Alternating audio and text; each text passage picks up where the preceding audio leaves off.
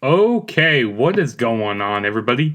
This is your boy Juggernaut097 bringing you guys a video. And I haven't made a video in quite a while. Probably the last video I made was probably around during summertime, like probably back in July or sometime in early August or something like that. I don't exactly remember. But we're here talking about some Impact Wrestling.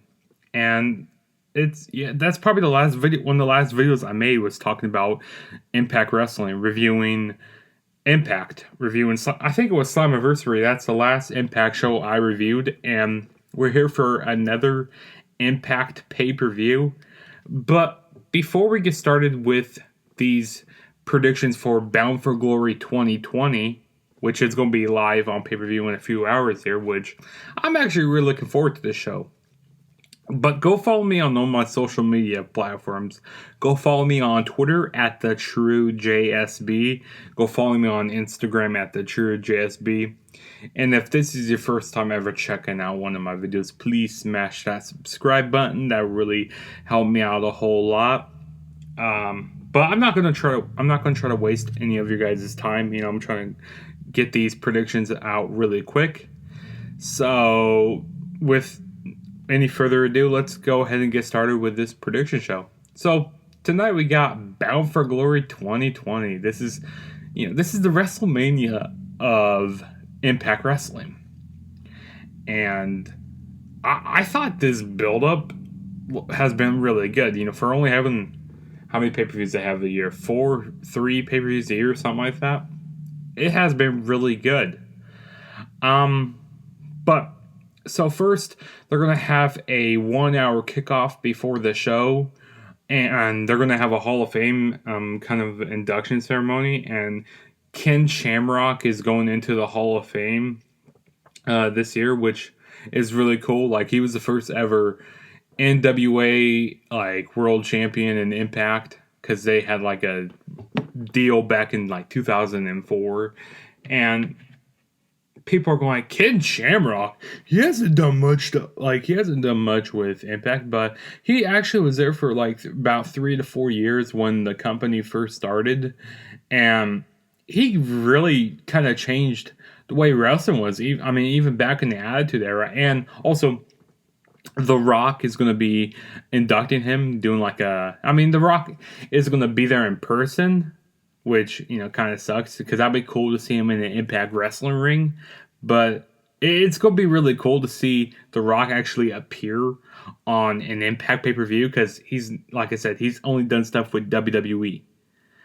Which people go like, oh, is he on bad terms with Vince? No, he's not on bad terms with Vince, because he doesn't wrestle that much anymore. He's not under contract with WWE.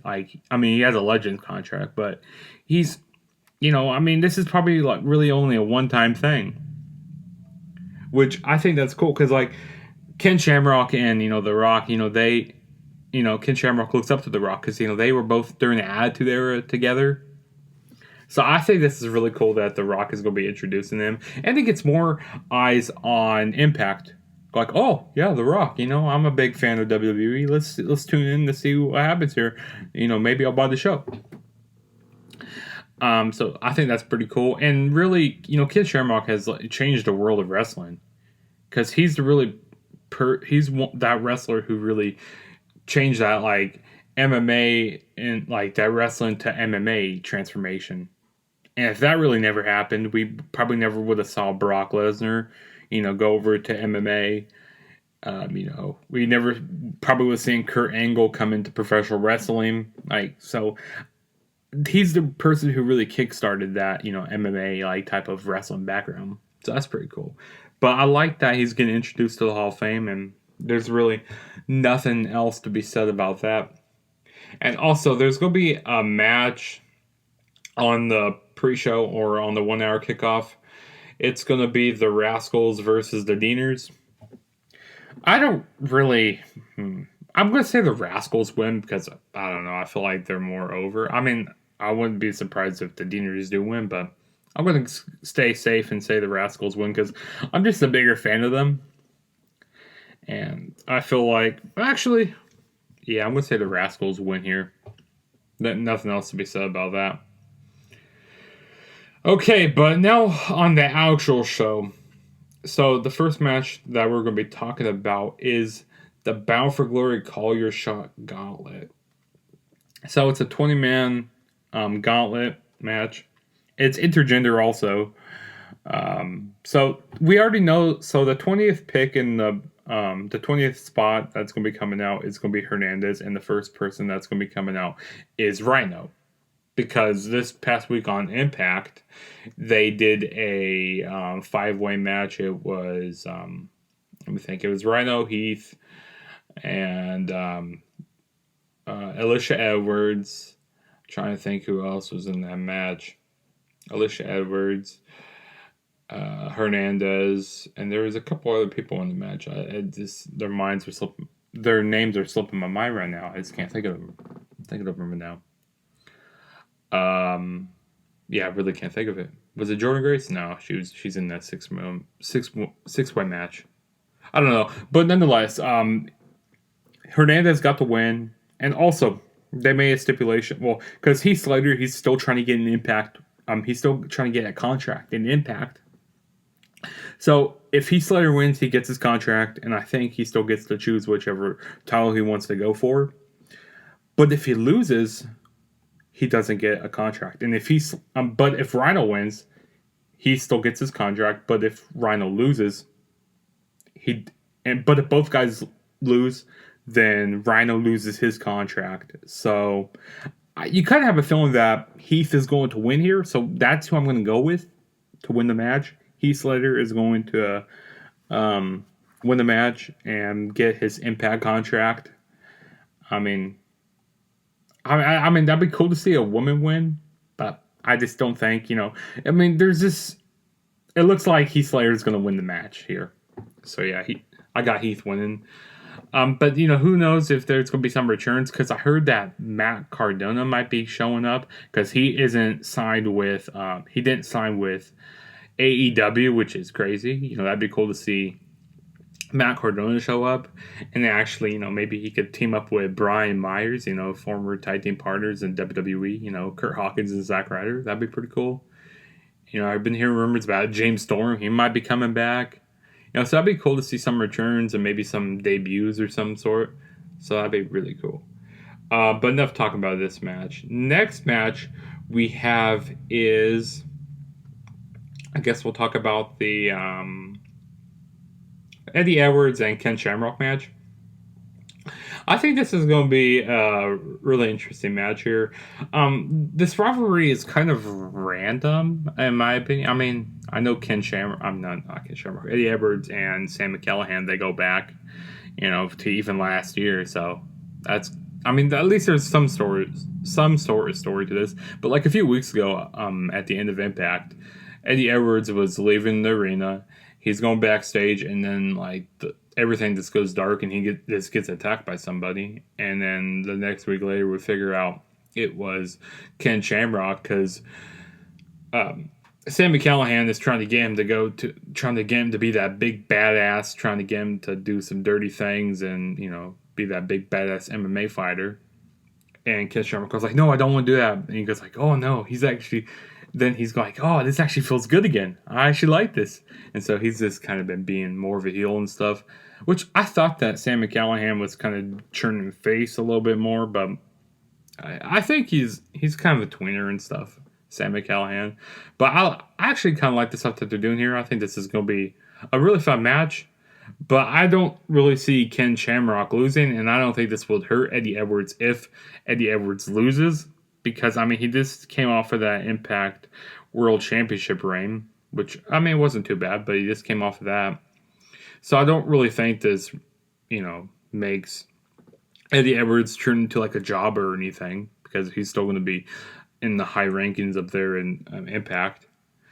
But, on Ken Shamrock's Hall of Fame night, I just don't really see him losing here, so I got Ken Shamrock winning.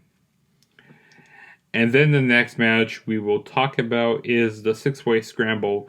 We have Rohit Raju defending the X Division Championship against Chris Bay, TJP, Jordynne Grace, Willie Mack, and Trey Miguel. I think this is going to be a really fun match. This could probably be one of the matches of the night here, in my opinion. I kind of wish this was going to be a Ultimate X match because I haven't seen one of those matches forever, and I've been going back on the Impact Plus network, going back on there, watching a whole bunch of Bound for Glories, and dude, I miss the old days of Impact, watching those Ultimate X matches and watching Monster Ball matches. But I think this is going to be a really fun match here. But who do I say? Well, I think anybody really could win this match. I mean, I wouldn't be surprised if they get to Jordynne Grace because this is an intergender match, which I like the storyline behind all this because Rohit Raju, he says, "Yeah, I'm gonna go out and defend the title every week against people." He's been defending the title, but he's kind of been doing it in heelish ways. Getting himself disqualified and say, "Oh yeah, you just had a chance, Chris Bay, so you go back to the line." And then, Trey Miguel, he goes like, "Hey, I deserve a chance." And Chris Bay goes like, "Hey, what the heck? Like, you never gave me a fair chance." And, he's kind of been Rohit Raju's kind of been putting himself into a corner, saying, "Yeah, I'll defend the title, but not really. I'm not going to defend the title," and stuff. And, it's kind of been, doing the coward's way out, going, like a few weeks ago, Jordynne Grace came out, to the Rohit Raju Open Challenge. The Beat Rohit Challenge. Jordynne Grace came out and she actually rolled up Rohit for the 1-2-3, and she got the win. But Rohit Raju said, "Oh no, that wasn't for the title." So that's how this became big 6-way scramble because Rohit Raju hasn't been defending the title fairly, but I wouldn't be surprised if Rohit retains here because I just like the stuff that he's doing. But, I'm going to go with Rohit Raju to retain because I really want that to happen. Because before he won this X Division Championship, I really wasn't enjoying his character, but I kind of like it now. But I wouldn't be surprised if Jordynne Grace does win, because to have like the no limits, have like the no limits and like what am I trying to say? Like having women going up against women, like with the intergender battles. I wouldn't be surprised if they give it to her. But I'm gonna say Rohit retains here. And then the next match we will talk about is EC3 versus Moose. And this is gonna be in an undisclosed location. It's gonna be really fun. Like I'm gonna really enjoy this. This is kind of been going back into like the summer, like back into like Slammiversary when Moose has been carrying around that old TNA Impact Wrestling Championship, which I like this storyline here. How EC3 has he took the title. He's trying to erase all of his memories of that World Championship, and I just like how dark EC3 has been. Like with his vignettes he's been doing, like his promos have been really, really good. And Moose has been, kind of being like an insane type of person. Like, he's carrying around this title saying that he's a champion, like he's a realist champion here, and like he's a wrestling god. But I just like the stuff that's going on here, and he's been looking for his title, and he finally found the title. They had like a little brawl a few weeks ago, and he got the title. Well, first off, the week before that, the title got thrown away off a bridge, and then the week after, the title was back with Moose. Like what? This doesn't make any sense. And they didn't tell if this is going to be for the title. I don't think it is. But I mean, sometimes TNA doesn't they don't clarify things very well. But I'm going to say EC3 wins here because why make him lose on his first pay-per-view back, and this is the biggest pay-per-view of the year. But I mean, this isn't gonna hurt Muse if EC3 wins. They could probably continue this rivalry even down the line. But I'm gonna say EC3 wins here, and this is gonna be really fun. This would probably be another match of the night. But yeah. And then the next match we have is our 4-way tag team match. for the TNA Tag Team titles. We got the Motor City Machine Guns defending the titles against Oh, whoops! I didn't mean to do that there. Defending the titles against. Man, my mind's spinning right now. Defending the titles against the North, Ace Austin, and Madman Fulton, the Good Brothers, and is that all teams? Yeah, that's all teams there. Sorry. Yeah, I think the Good Brothers are going to win here. I mean, they're one of the hottest tag teams in the world right now. So I wouldn't want to see why not throw the titles onto the Good Brothers. I mean, any team could really win this match. I mean, I think that the reason why Madman Fulton and Ace Austin are in the match is because I think they're going to take the pinfalls here. That's the only reason why they're in this match.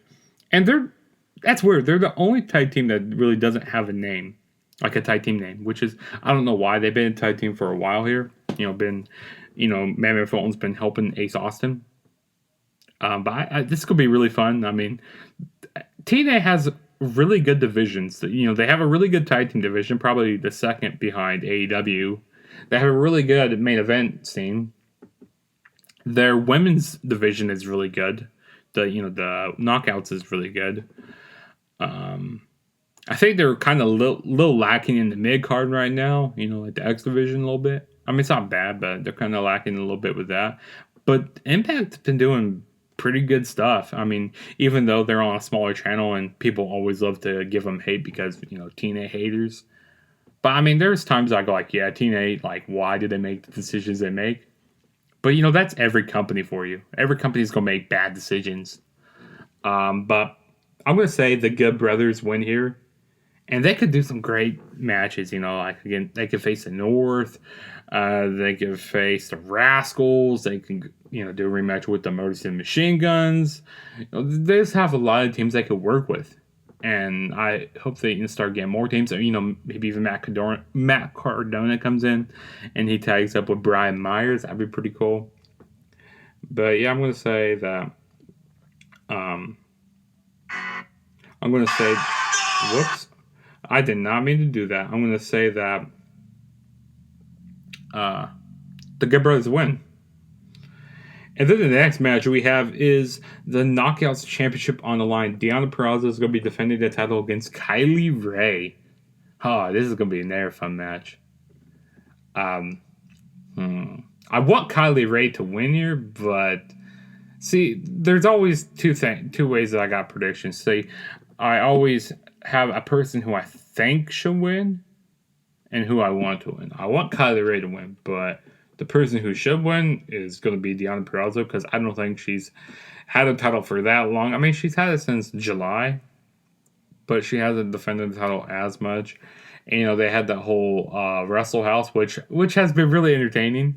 Kind of learning more about characters, especially about Kylie Ray.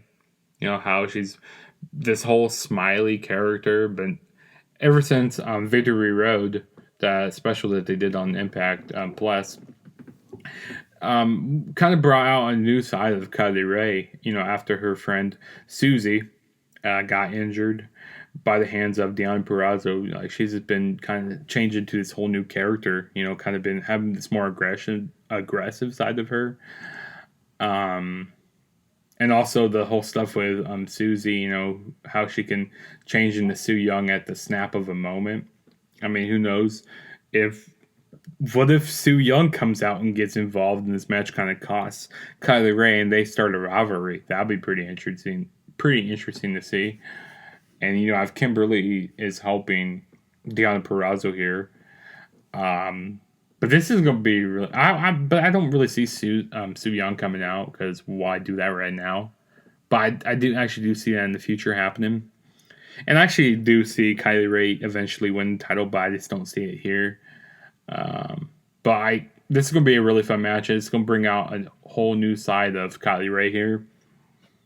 So I'm going to say Deonna Purrazzo retains the Knockouts Championship.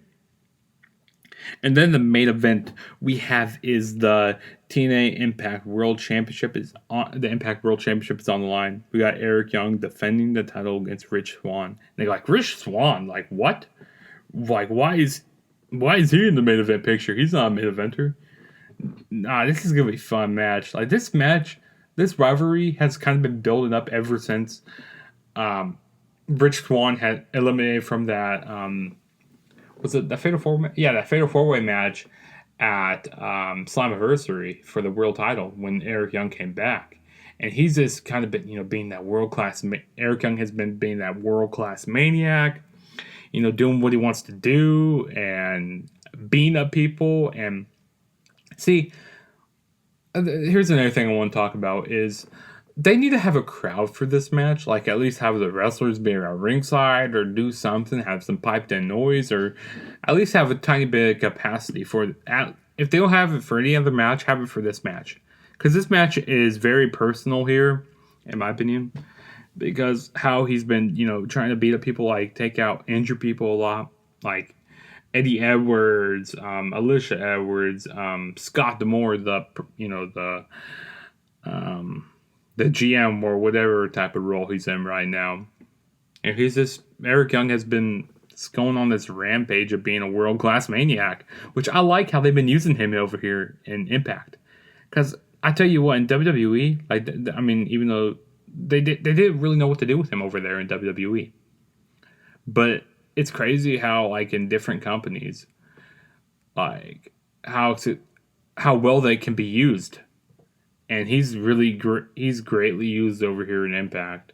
But I'm going to say Eric Young retains here. I mean, there was 100% chance that he's going... there was 100% that I'm going with Eric Young. There's no chance that Rich Swann wins here. Even my mother would predict Eric Young to win here. Everybody, like, 100% on, my foot is to the throttle saying Eric Young wins this match. He retains his title. So, yeah, that was my TNA Impact Bound for Glory 2020 predictions. And I'm really looking forward to the show. Like I said, it's going to be live on pay-per-view tonight. I'm surprised to see what happens. I like the direction that TNA is going in right now. It's doing some really good stuff. So, yeah, enough wasting your guys' time, and I guess I'll see you guys when I make my next video. I'm probably going to do an Impact review, and I'm going to try to do more videos. I always say that, but, like, something always happens in life, but, that's the way life goes. But at least I'm here doing my TNA Impact Bound for Glory predictions. Oh, yeah, also, Hell in a Cell is tomorrow night on pay-per-view. So I'll probably do a prediction show for that.